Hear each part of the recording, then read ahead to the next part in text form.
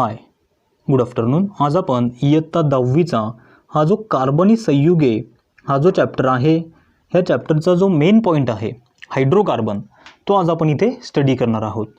तर सगळ्यात आधी आपल्याला समजून घेतलं पाहिजे हायड्रोकार्बन म्हणजे काय.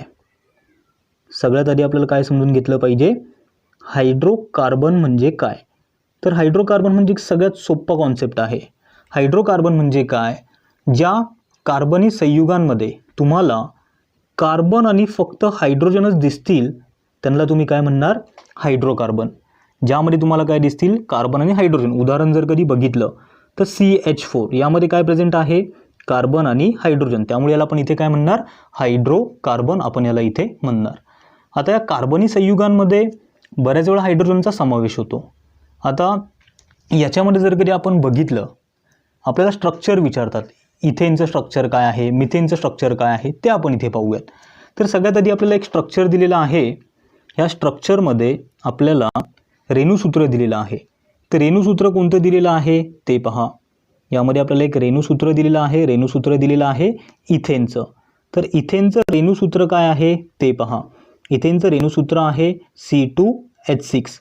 हा CH4 जर कधी घेतला तर सगळ्यात लहान आहे. CH4 जर कधी घेतला तर सगळ्यात लहान आहे, कारण की एक कार्बन ॲटम आणि 4 हायड्रोजन त्यामध्ये आहेत. तर इथेनचे रेणुसूत्र आहे आणि यावरून आपल्याला इथेनची रेषा संरचना विचारलेली आहे. ते पहा. कार्बन किती आहे तर 2. हा पहिला कार्बन, हा दुसरा कार्बन. हायड्रोजन किती आहेत 6. 1 2 3 इथे राईट डाऊन केले. दुसऱ्या याला 1 2 आणि 3 इथे दिले. काय झालं रे पहा, C2H6 झाला. कार्बन कसा आहे, चतुर्संयुजी आहे. कार्बन कसा आहे, चतुर्संयुजी आपल्याला दिलेला आहे. म्हणजे कार्बनच्या बाजूला 4 बंध तयार झाले पाहिजे. प्रत्येक कार्बनच्या बाजूला 4 बंध कंपल्सरी तयार झाले पाहिजे, कारण की कार्बन कसा आहे, चतुर्संयुजी आपल्याला दिलेला आहे. हे जे दिलेलं आहे, ही काय दिलेली आहे आपल्याला, इथेनची रेषा संरचना दिलेली आहे. प्रश्न विचारतात यावरती काय दिलेली आहे, इथेनची रेषा संरचना. जर कधी तुम्हाला विचारलं प्रोपेन, पुढे जर कधी रेणुसूत्र दिले तुम्हाला प्रोपेनचं, 2 नंबर इथे राईट डाऊन करतो, प्रोपेन तुम्हाला इथे दिलं. तर प्रोपेनचं रेणुसूत्र आहे C3H8. काही करायचं नाही. कार्बन किती आहेत 3. 1 2 3. हायड्रोजन किती आहेत 8. पहिल्या इथे 3 द्यावे लागतील. का तर 4 बंध तयार झाले पाहिजे ना. पहा मोजा, कार्बनच्या लेफ्ट साईडला, राईट साईडला, अपवर्ड साईडला आणि डाऊनवर्ड साईडला मध्ये 2च द्यावे लागतील. म्हणजे हा झाला इथे. ते शेवटी परत किती द्यावे लागतील, 3. मग काय झालं, हे रेणुसूत्र झालं. हे झाली रेषा संरचना. कशाची, इथेनची आणि प्रोपेनची. आता सगळ्यात महत्त्वाचं मला तुम्हाला इथे सांगायचं आहे, तर इथे आपल्याला पॉईंटमध्येच दिलेलं आहे संपृक्त हायड्रोकार्बन म्हणजे काय. ज्यामध्ये तुम्हाला कार्बनमध्ये एकेरी बंध दिसेल. ज्यामध्ये कार्बनमध्ये काय दिसेल, एकेरी बंध. म्हणजे उदाहरण पहा, हा CH3 मध्ये हा CH3. अजून एखादं उदाहरण बघितलं, CH3 हा CH2 आणि हा CH3. कार्बनमध्ये कोणता बंध आहे रे, 2 कार्बनमध्ये एकेरी बंध आहे. ज्या कार्बनची संयुजा एकेरी बंधाने होते, म्हणजे याच्यामध्ये कार्बनमध्ये तुम्हाला एकेरी बंध दिसतील, त्याला तुम्ही काय म्हणणार, संतृप्त हायड्रोकार्बन. आणि या संतृप्त हायड्रोकार्बनलाच आपण काय म्हणतो, अल्केन असंही म्हणतो. याला आपण काय म्हणणार इथे, अल्केन. मग हा झाला संतृप्त हायड्रोकार्बन असं म्हणतात. आता पुढे जर कधी बघितलं, तुम्हाला एक रेणुसूत्र इथे दिलेलं आहे. ते पहा. रेणुसूत्र आता तुम्हाला काय दिलंय, व्यवस्थित तुम्ही आता सॉल्व करायचं आहे. याचे अजून एक्झाम्पल असतील, तुम्हाला कमेंट सेक्शनमध्ये सांगायचे आहेत. तर रेणुसूत्र दिलेलं आहे आत्ता इथे C2H4. काय दिलेलं आहे, C2H4 आता आपल्याला इथे दिलेलं आहे.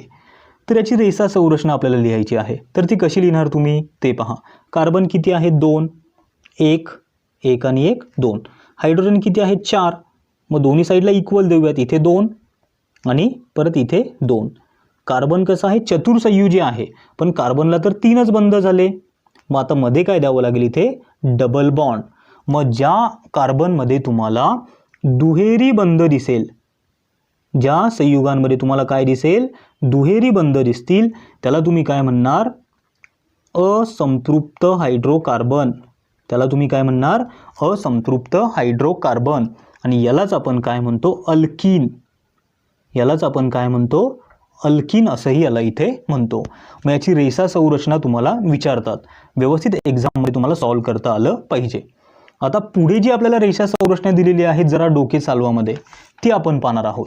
तर त्यामध्ये आपल्याला दिलेलं काय आहे ते पहा. एक सूत्र दिलेलं आहे C3H8 दिलेलं आहे, ती आपण पाहूयात. मग आता इथे C3H8 याची आपल्याला रेषा संरचना काढायची आहे, याचे रचनासूत्र काढायचं आहे. हे काय दिलेलं आहे आपल्याला इथे, हे रचनासूत्र आपल्याला दिलेले आहे. मग पहिली पद्धत काय आहे आपली इथे, कार्बन किती आहेत 3, 1 2 3, हायड्रोजन किती आहेत 8. मग आता काय करावं लागेल, याच्यामध्ये हायड्रोजन दिलेले आहेत 8 आपल्याला इथे दिलेले आहेत. याची रेषा संरचना आपल्याला इथे काढायची आहे. मग कसं सॉल्व्ह करणार आता हे, मग यामध्ये कार्बन दिलेले आहेत 3, आपण व्यवस्थित करूयात.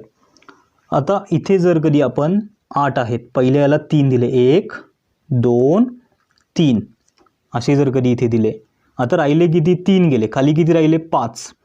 मग इथे 2च द्यावे लागतील, बरोबर ना. किती झाले 3 आणि 2 5 गेलेत. हायड्रोजन किती गेलेले आहेत ते पहा, 3 आणि 2 5. अजून राहिले किती 3, 1 2 आणि 3. हे जे रचनासूत्र झालं हे कशाचं झालेलं आहे, प्रोपेनचं झालेलं आहे. आणि याच्यामध्ये तुम्हाला काय दिसेल, हा संपृक्त हायड्रोकार्बन दिसेल. हा कसा दिसेल, संपृक्त. का तर कार्बन कार्बनमध्ये तुम्हाला एकेरी बंध इथे आलेला दिसेल. काय दिसेल, एकेरी बंध. आणि ह्या एकेरी बंध ज्या कार्बनमध्ये असेल त्यालाच आपण काय म्हणतो, अल्केन. त्यालाच आपण तिथे काय म्हणतो, अल्केन. हेही समजून घेतलं पाहिजे. म्हणजे ज्या अणूंची संयोजा एकेरी बंधाने झालेली असते त्याला आपण काय म्हणतो, संपृक्त हायड्रोकार्बन. आता तुम्हाला बरेच एक्झाम्पल इथे दिलेले आहेत, तर याच्यामध्ये जरा डोके चालवामध्ये अजून एक रेणूसूत्र दिलेलं आहे, याआधी आपण बघितलेलं आहे. हा C2H2 आता दिलेला आहे. व्यवस्थित पहा काय दिलेलं आहे, C2H2. आपण अल्केन बघितला, अल्किन बघितला, आता अल्काईन पाहणार आहोत. हा काय दिलेला आहे, आधीच सांगतो, हा दिलेला आहे अल्काईन. तर याची संरचना कशी करायची आहे, रेषा संरचना ते पहा. कार्बन किती आहेत 2, लिहून घ्या, 1 1 आणि 1 2. हायड्रोजन किती आहेत 2च आहेत, म्हणजे याला 1 द्यावं लागेल आणि याला 1 द्यावं लागेल. मग आता कार्बन चतुर्संयुजी आहे, पण कार्बनला बंध किती झाले, इकडे 1 आहे आणि इकडे 1 आहे, 2च झाले ना. म्हणजे मध्ये आपल्याला काय करावं लागेल, अजून 2 बंध द्यावे लागतील. म्हणजे इथे तुम्हाला कार्बनमध्ये कार्बनमध्ये कोणता बंध आलेला दिसतोय, तिहेरी बंध आहे. म्हणजे जिथे तुम्हाला कार्बनमध्ये तिहेरी बंध दिसेल त्याला तुम्ही म्हणणार अल्काईन. आणि हे जे अल्काईन आहेत हे पण कसे आहेत, असंपृक्त हायड्रोकार्बन आहेत. म्हणजे ज्या संयुगांमध्ये तुम्हाला दुहेरी बंध आणि तिहेरी बंध दिसतील ते झाले असंपृक्त हायड्रोकार्बन. आणि ज्यामध्ये तुम्हाला एकच बंध दिसेल ते झाले संपृक्त हायड्रोकार्बन. आता सगळ्यात महत्त्वाचं, ह्या कार्बनच्या शृंखला असतात. व्यवस्थित पहा, कार्बनच्या काय असतात, शृंखला असतात. मग काही शृंखला जर कधी बघितल्या तुम्ही तर सरळ शृंखला असतात. काही शृंखला बघितल्या तर त्या कशा असतात, सरळ शृंखला असतात. म्हणजे एका लाईनीमध्ये असतात, सरळ कार्बन कार्बन कार्बन कार्बन या फॉर्ममध्ये. याच्यामध्ये उदाहरणेही आपल्याला इथे दिलेली आहे. ही झाली सरळ शृंखला. मग आता रचनासूत्र तर तुम्हाला माहिती आहे, कसं राईट डाऊन करायचं आहे ते आत्ताच तुम्हाला इथे सांगितलेलं आहे. सगळ्यात महत्त्वाचं काय, जिथे तुम्हाला एक कार्बन ॲटम दिसेल त्याचं नाव असणार आहे मिथेन. काय असणार आहे, मिथेन. जिथे तुम्हाला 2 कार्बन ॲटम दिसतील म्हणजे असे कार्बन कार्बन, त्याचं नाव काय असणार आहे, इथेन. पण कार्बनमध्ये काय असलं पाहिजे, एकेरी बंध असला पाहिजे आणि याची चतुर्संयुजा पूर्ण करून घ्यायची आहे.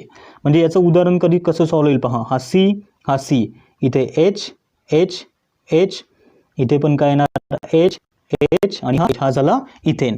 मग 1 कार्बन ॲटम असेल तर मिथेन, 2 असेल तर प्रोपेन, 3 असेल तर 1 असेल तर मिथेन, 2 असेल तर इथेन, 3 असेल तर प्रोपेन. 3 असेल तर काय म्हणणार त्याला तुम्ही तिथे, प्रोपेन. ही एक सिरीज आहे, ही एक सरळ शृंखला आहे.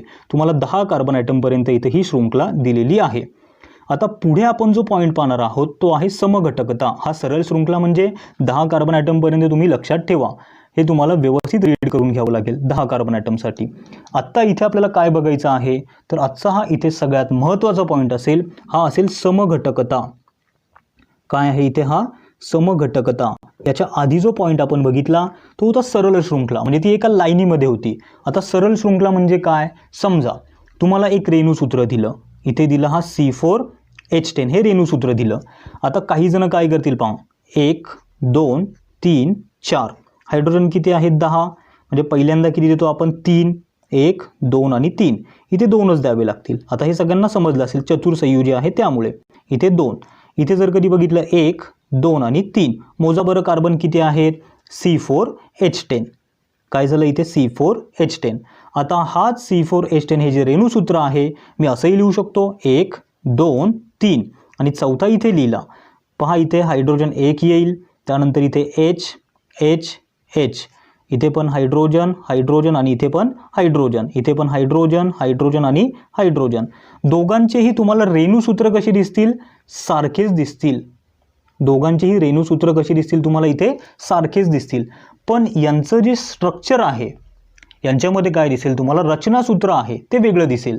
म्हणजे यांची रेणुसूत्र सारखी असतील, काय सारखी असतील, रेणुसूत्र, पण त्यांची रचना कशी आहे, रचनासूत्र त्यांची वेगळी आहेत. त्याला तुम्ही काय म्हणणार, समघटकता.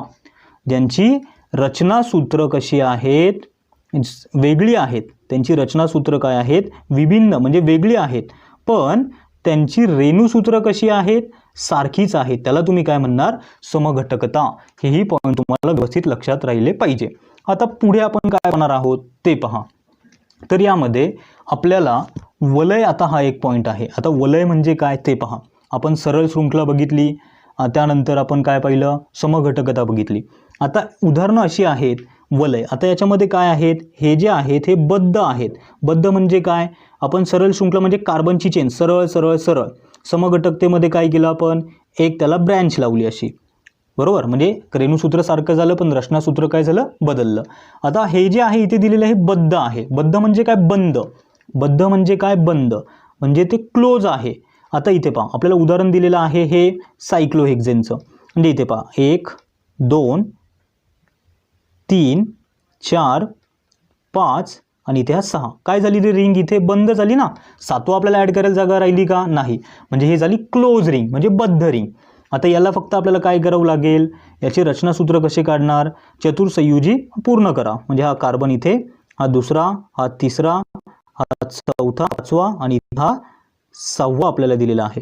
मग इथे तुम्हाला 2 घ्यावे लागतील. म्हणजे कार्बनला किती झाले पहा, 4 बंध झाले. सगळीकडे जर कधी बघितलं तर 2-2 तुम्हाला इथे द्यावे लागतील. 2 हायड्रोजन सगळीकडे तुम्हाला इथे द्यावे लागतील. इथे पण 2 हायड्रोजन, इथे पण किती द्यावे लागतील, 2 हायड्रोजन तुम्हाला इथे द्यावे लागतील. मग यालाच काय म्हणणार आपण, बद्ध शृंखला. मग आता पुढे आपल्याला बेन्झीन बघायचं आहे.